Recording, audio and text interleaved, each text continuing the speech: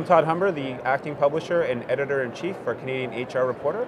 I'm down at the HRPA conference in Toronto. Joining me today is Jeff Aarssen, Vice President of Group Retirement Services at Great-West Life. So Jeff, you're here talking about pensions. So tell me a little bit about the pension landscape in Canada. Where are we at right now? Well, it's certainly a very hot landscape, Todd. There's a lot of debate going on in Canada, both at the public level and among those that provide plans as a private employer. So a lot of folks related to the HRPA would have a great interest in this, because there's a perspective that we're in a crisis mode, that those that are coming up for retirement aren't going to be able to maintain their standard of living in retirement. And even more so, we think of our kids behind us, that when they get to retirement, there won't be sufficient income to have them maintain their lifestyle. So a lot of debate is around government public policy, what can be done to improve that, and what measures should be taken.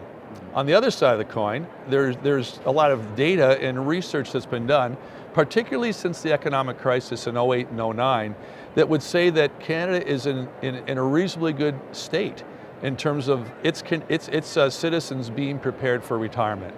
A number of those research studies would say that probably only about 15 to 20% of Canadians would not be able to maintain their rate of consumption in retirement that they would have experienced just prior to retirement. So there's this duality of perspectives out there that's going on in the marketplace. And I was very happy today to sort of present those arguments, but also show the fact-based side, indicating that it's not as bad as it might appear. Do we need reform? For sure, but probably not a wholesale blanket solution in terms of crisis mode. Right.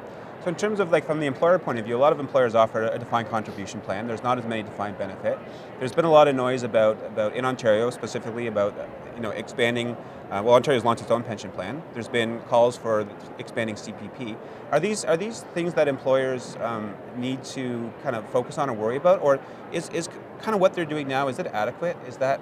Well, that's a great question, and everything you said is correct, except that by employer there'll be different degrees of how much they maybe have committed to a defined contribution plan. So my advice would be for each employer to understand, particularly in Ontario, what the ORPP would mean to them, because it's a mandated plan that you're going to have to join in waves over the next 3 years if you do not have a comparable workplace plan.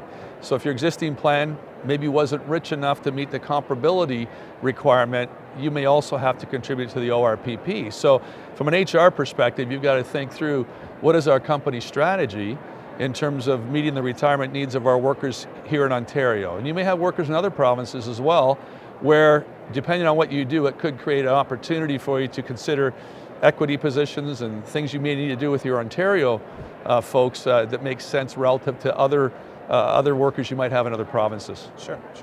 And pensions are evolving. Pensions are a relatively new thing in the scheme of the working world.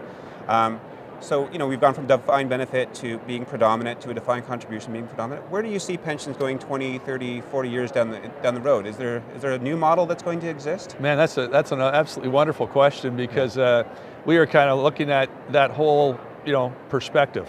Where do we go from here? And you're right, in the private sector, DB plans are slowly kind of removing themselves from certainly new plans just aren't in existence at all. We just don't do new plans in the private sector. The pressure on the balance sheet and the potential employer liability moving forward is sometimes too much for an organization to take on. DC plans have had a real strong growth since 2000. In Canada in particular, we've seen 6, 7, 8% growth a year.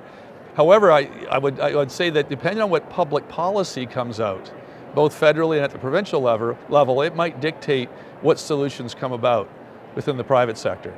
I think what you'll see is, it's a prediction only, it's speculation, but as the ORPP comes out, we may see fewer and fewer employers actually put in place their own private employer plan, thinking that between the Canada Pension Plan and the ORPP, maybe that's enough. Maybe it's already going to be almost 7% of contributions up to the YMPE, and can I really afford more than that? So those questions will be asked by those employers, and that will help shape the design of future plans. All right, thank you, Thanks, Jeff. Todd. Appreciate your time. Enjoyed being here. Thank you.